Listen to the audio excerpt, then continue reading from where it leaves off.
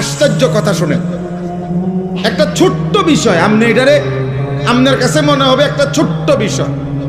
নামাজি ব্যক্তির সামনে যে সূত্রা দেয়, এটা বুঝেননি আপনারা? মানে নামাজি ব্যক্তির সামনে দিয়ে যাতে কেউ না যায়, কথা বুঝছেন কিনা?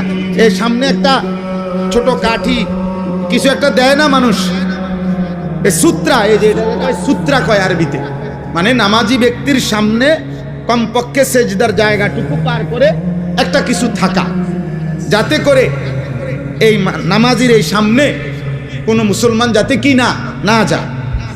তো নবীজি বলছেন, যদি কোনো ব্যক্তি জানতো যে নামাজি ব্যক্তির সামনে দিয়ে অতিক্রম করা কি পরিমাণ গুনাহ, যদি এটা বুঝতো, তাইলে প্রয়োজনে 40 বছর টানা দাঁড়াইয়া থাকে।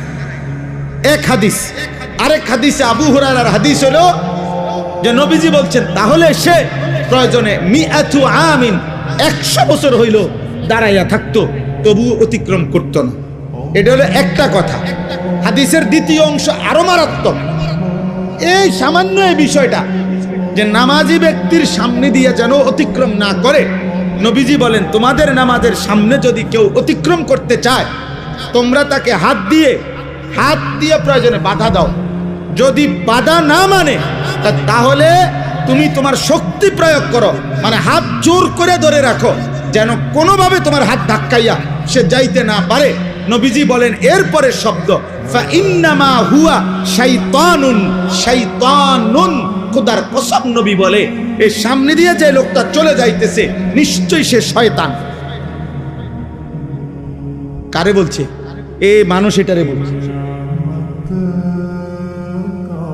বলছে এটা শয়তান।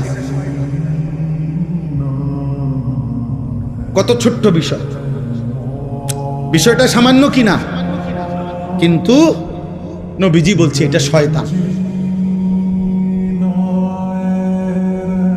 নামাজি ব্যক্তির সামনে দিয়ে গেল কেন? তাইলে যে রাসূল সাল্লাল্লাহু আলাইহি সাল্লাম নামাজি ব্যক্তির সামনে অতিক্রমকারী ব্যক্তিটাকে আর কোনো পাপ নাই, শুধু বেড়াইন দিয়ে গেছে। আর এই কথা বুঝেন নাই? কি চুরি করছে এনে, এরে নবীজি বলছে এটা শয়তান। এখন বাকি নাফরমান যারা নাফরমানি করছে, তাদের পরিচয় কি?